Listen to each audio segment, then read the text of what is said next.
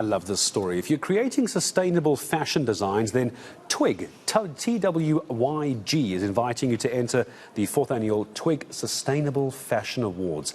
Now, they're aimed at recognizing and celebrating fashion designers who are helping to change fashion practices while still creating beautiful pieces. Entries open till the 14th of October, and Jackie May is the founder and editor of Twyg, joining us this evening. Hello, Jackie. It's a Saturday night. You still took time to talk to me. I appreciate it as well. So we got the closing of entries 14 October. It's not long to go. I'm sure you're being inundated. Well, I think, we have been getting great entries. We're still looking forward to seeing many, many more. And the reason why we extended the deadline is that we just want to make sure that everybody's aware that there's a new jury. And I know that this is our 4th edition. So it's quite exciting that we've got an international jury, and they're going to be looking afresh at the South African designers. So I think that's really a huge motivation to enter. And we really think that the application process is a very good process to go through, because the questions we ask you require you to really think about your process and your design practice, and to and even if you might not be a lucky one to make the finalist list or to win, it's still really, really great to be part of our network and part of the kind of growing sustainable fashion movement in South Africa and across Africa. When I think of this, Jackie, I think of words like ethics. I can't help but think of, for example, ethical labor practices, transparency in perhaps how manufacturing is done. This is what I'm hearing from your answer. Why is that important in the fashion industry? Help me understand.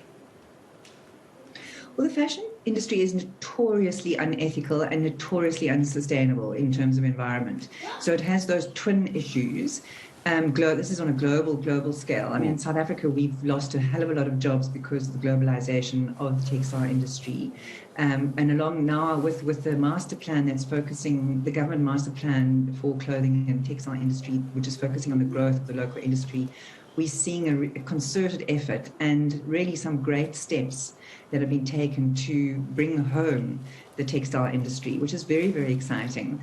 Of course, from our perspective, we're hoping that the growth of the industry is happening alongside the greening of the industry, which is really equally, I mean, one must never underestimate how important jobs are, but the greening of the industry is important for the thriving of the planet and the thriving of future generations.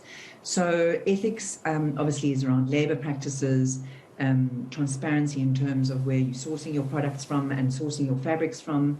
But we love what's happening in South Africa, and so many of our designers are being recognized across the globe. We've got Tebe Magugu showing in London at the moment. We have Musso Maxwell in Paris. We've got 2 young designers who've recently been on an exchange with a Parisian fashion school, and they've just done, and they collaborated with Ikasi Fashion organization here in Kailicha, and now they've gone to Paris to show their designs that they collaborated alongside 2 students in Paris. It's just incredibly exciting what's happening. And this is all sustainable fashion, just by the way, and we have, what is also very exciting in South Africa is we have the most wonderful natural fibers. We've got wool, we've got mohair, we've got a cotton industry. I mean, obviously, it's not easy. Nothing is easy, and it's complicated to make vertical supply chains in South Africa. But people are really applying their minds, applying their energy, and really want to make it work. And we want to be part of that story by showcasing the incredible talent we have, and the young designers and the older designers who have been doing work sustainably and beautifully for a long time, and the emerging ones. So we celebrate everybody. And we're really excited to see people who are doing innovative things, who are doing slow fashion, who are working with interesting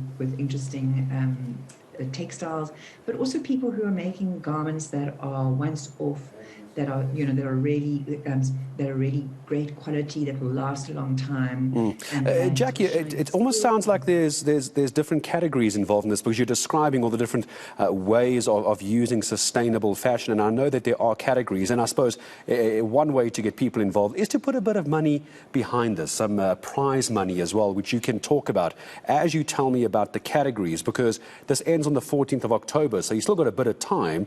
If someone's watching this going, I would love to be part of this, tell me about the categories and how you enter, and of course, there is a bit of prize money. It's got to be worth someone's time as well. Tell me about that as I say goodbye to you. Okay, fantastic. We've got 9 categories. We try and touch on all the different parts of the value chain. We've got a student award, we've got an accessory award, innovative design and materials award, trans-seasonal award, which is really about the long-lasting quality clothing, a Nicholas Coates Award, which is named after a young designer who lost his life, who really was very focused on artisanal practice. That design category is sponsored by the family, the Coates family, and the winner there gets 10,000 Rand. We have a retail award. There's so many interesting things around retail. There's rental, there's thrift, there's secondhand. There's also people focusing on local designers and local product. We've got a CMT and Manufacturer Award, and we've got a Textile Makers and Mills Award. And then the overall award is the Changemaker Award, which is chosen from the winner of each of those categories. And thanks to Country Road, they receive 100,000 Rand cash prize, which is really a great prize for a designer.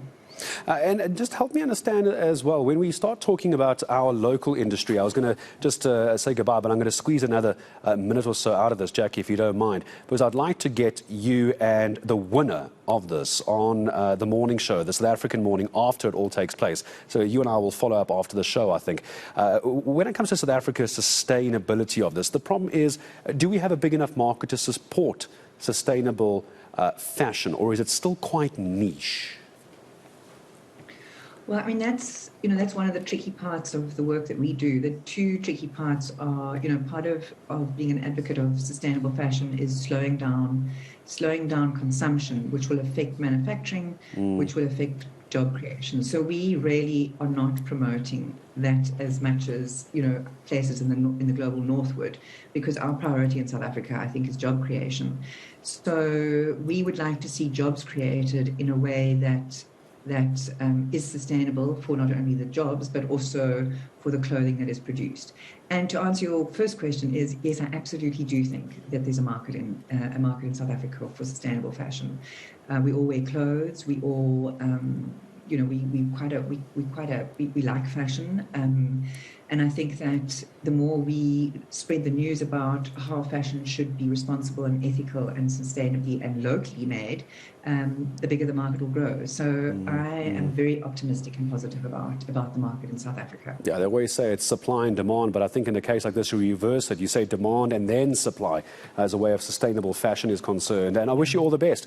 Jackie, appreciate your time in joining us. I'm sure we'll follow up with you after the winners are announced. You still have until the 14th of October. You heard the categories from Jackie. You can go and enter. I'm sure you can find them online. The 4th Annual Twyg Sustainable Fashion Awards. I'll spell Twyg again for you, T-W-Y-G. Jackie, I appreciate your time. You have a wonderful Saturday evening joining us here on South Africa tonight. We'll maybe try and follow up with the winners. I'd love to see what the Sustainable Fashion Awards winners look like. I note that Tumela Motatwane, my co-host in the morning show, loves fashion, so I think she'd really love to do that story. Maybe follow up with Jackie in a couple of days' time. All right.